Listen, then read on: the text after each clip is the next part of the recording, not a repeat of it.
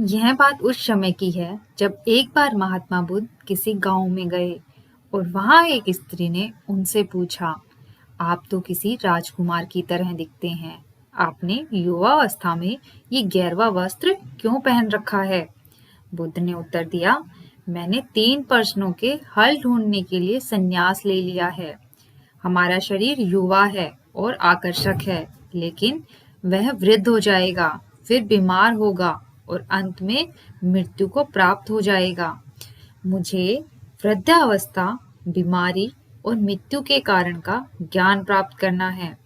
बुद्ध की बात सुनकर स्त्री बहुत प्रभावित हो गई और उसने उन्हें भोजन के लिए अपने घर पर आमंत्रित किया।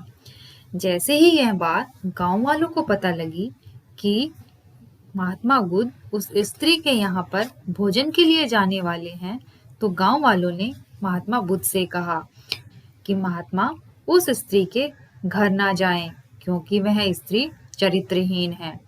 बुद्ध ने सोच में पड़ गए। बुद्ध ने सोचा कि इसके लिए मुझे गांव के सरपंच के पास जाना चाहिए और मुझे उनसे पूछना चाहिए, क्या जो गांव के लोग कह रहे हैं वह बात सत्य है या असत्य। महात्मा बुद्ध गांव के सरपंच के पास जाते हैं और उनसे पूछते हैं कि सरपंच जी, क्या गांव के लोग जो बात कह रहे हैं, क्या वह बात सही है? सरपंच ने भी गांव के लोगों की बात में सहमति जताई। तब महात्मा बुद्ध ने सरपंच का एक हाथ पकड़ लिया और उनका हाथ पकड़कर ऊपर उठा दिया। ऊपर उठाने के बाद महात्मा बुद्ध ने सरपंच को कहा कि आप मुझे ताली बजाकर दिखाइए।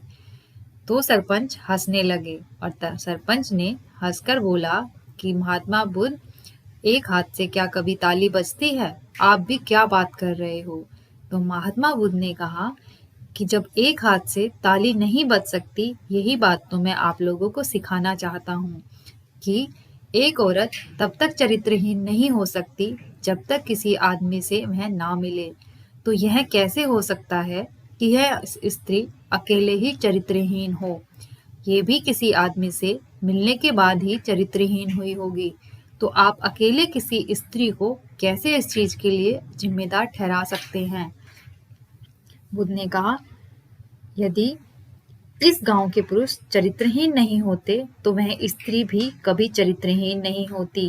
गांव के सभी पुरुष बुद्ध की यह बात सुनकर शर्मिंदा हो गए और एक दूसरे की तरफ देखने लगे, क्योंकि उनको ये बात समझ में आ चुकी थी कि एक इंसान कभी भी अकेला बुरा नहीं होता।